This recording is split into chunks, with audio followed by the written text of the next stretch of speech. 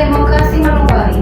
Saya Ebi, dan hari ini kita akan mengupas tuntas sesuatu yang menjadi jantung pengawasan pemilu di tingkat akar rumput.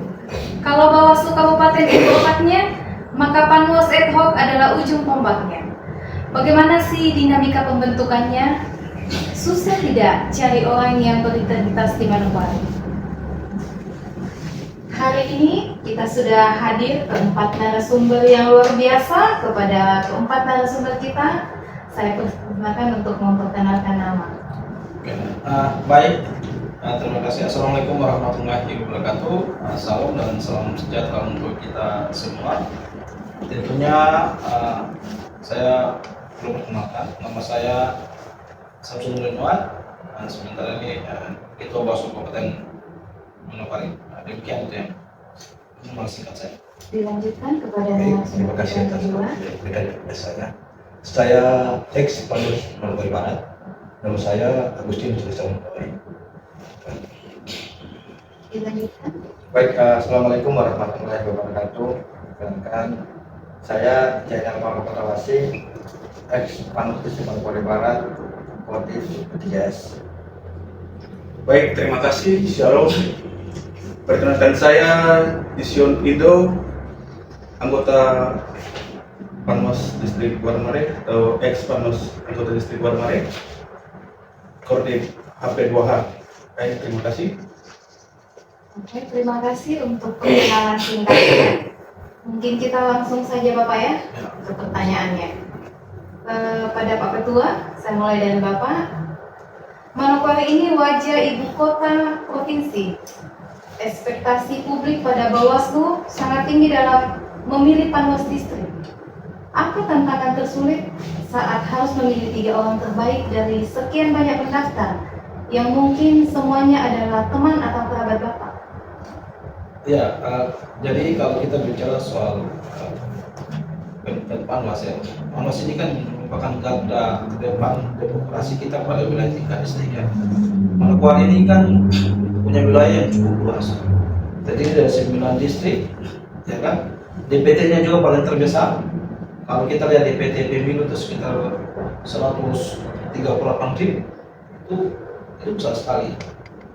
Kemudian kalau DPT pilkada ya 133.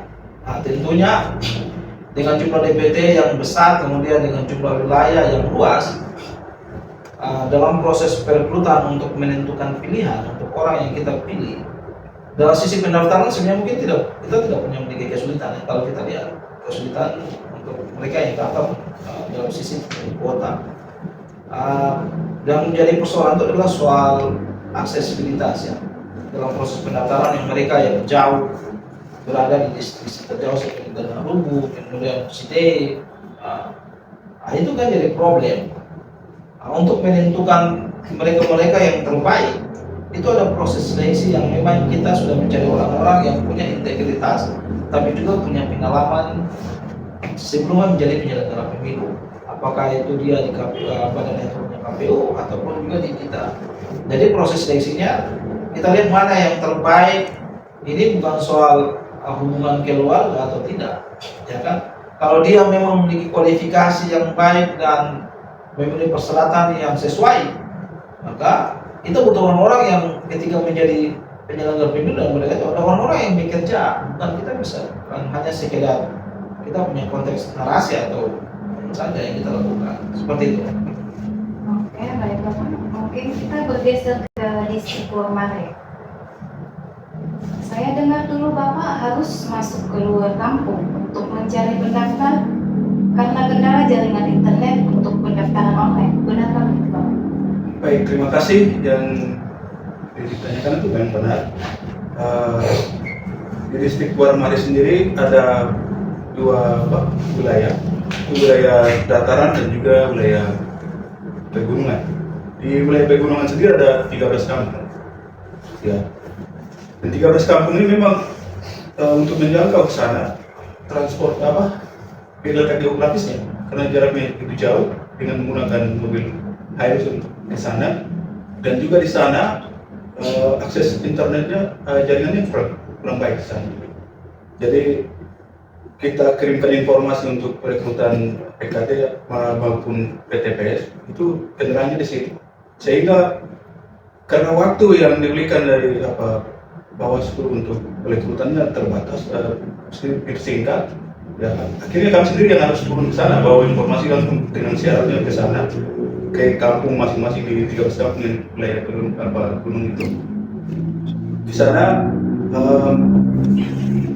jadi sepertinya kaget-kaget begitu. Sana mereka untuk mereka juga ada yang memenuhi syarat, jasa yang diminta dalam syarat itu. Kan disyaratkan ada minta yang pendidikan minimal SMA dan juga syarat yang lainnya juga seperti syarat kesehatan sana dan jarak yang begitu sulit juga. Kalau kita ke sana dan kasih tahu untuk berikan informasi untuk mereka lengkapi semua syarat sulit juga di sana. Tapi kami membantu mereka. Yang kami utamakan sana itu pengalaman dalam kepemiluan. Itu mereka yang sudah pernah jadi badan etok baik di KPU maupun di Bawaslu, itu yang kami rekrut sana untuk kejar waktu yang diberikan dari Bawaslu untuk perekrutan PKD maupun PTPS itu. Jadi kami langsung turun ambil dan bisa dilaksanakan yang baik dan bisa mereka melaksanakan tugasnya yang baik. Mungkin seperti itu. Terima Luar kasih. biasa perjuangannya Bapak ya. Nah, kalau di Manokwari Barat bagaimana? Ini kan pusat keramaian Bapak. Pasti tantangannya beda lagi. Mungkin Bapak bisa. Baik, untuk distrik Manokwari Barat soal rekrutmen PKD atau PPS, yang pertama rekrutmen. Dalam hal ini kami yang pertama adalah melihat teman-teman yang memang menguasai medan. Yang kedua adalah kami mencari yang minat. Dalam hal ini kami mengantisipasi jangan sampai mereka ini berafiliasi dengan partai politik. Yang kedua soal antusias. Untuk rekrutmen di distrik Manokwari Barat itu antusiasnya cukup tinggi. Biasanya pendaftar itu melebihi kuota. Hal ini yang membuat kami cukup mudah, tetapi juga punya tantangan tersendiri. Artinya kami betul-betul mencari yang betul-betul untuk terekrut menjadi PKD ataupun PTPS di distrik Manokwari Barat. Seperti itu. Mungkin Bapak bisa menambahkan. Baik, terkait dengan perekrutan PKD dan TPS, kita lihat bahwa Manokwari Barat ini kan punya wilayah memang kecil, tapi dia punya jumlah DPT-nya besar. Terus jumlah istilahnya mau dibilang bahwa orang pintar banyak ya, dan kita bilang orang pintar banyak. Jadi kita cari yang benar-benar punya integritasnya tinggi. Terus yang harus militan, karena untuk di provinsi Papua Barat ini jumlah kota paling terbesar di seluruhnya ada di Manokwari Barat.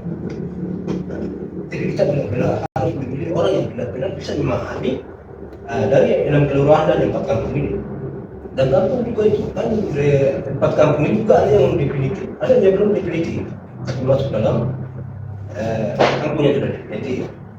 Kita harus benar-benar merekrut mereka yang harus benar-benar bisa memahami kampung tersebut. Mungkin itu dari saya saja. Terima kasih. Jadi saya tambahkan ya Bapak ya. Manokwari Barat ini kan mempunyai wilayah DPT yang cukup besar dan tensi tertinggi. Pernahkah Bapak atau tim merasa terintimidasi secara fisik atau verbal selama masa pembentukan Panwas ad hoc? Ya memang ada, tapi kita sebagai istilahnya kita membuat Panwas bisa memahami terjadi daripada masyarakat setempat. Kita juga harus melihat bahwa mereka yang benar-benar berintegritas tinggi. Tidak mungkin kita membawa saja. Karena sebagai seorang Panwas harus memahami bahwa dia harus tahu aturan.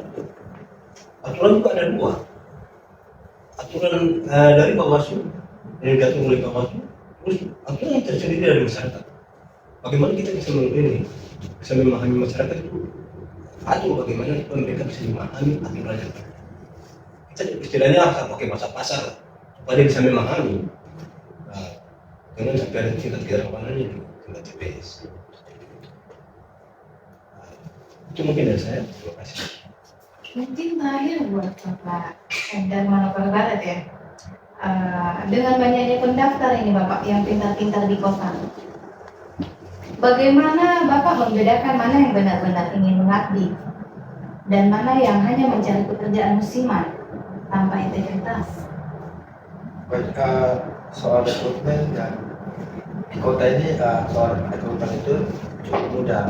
Tapi dalam rekrutmen ini kami betul-betul mencari yang betul-betul mengabdi,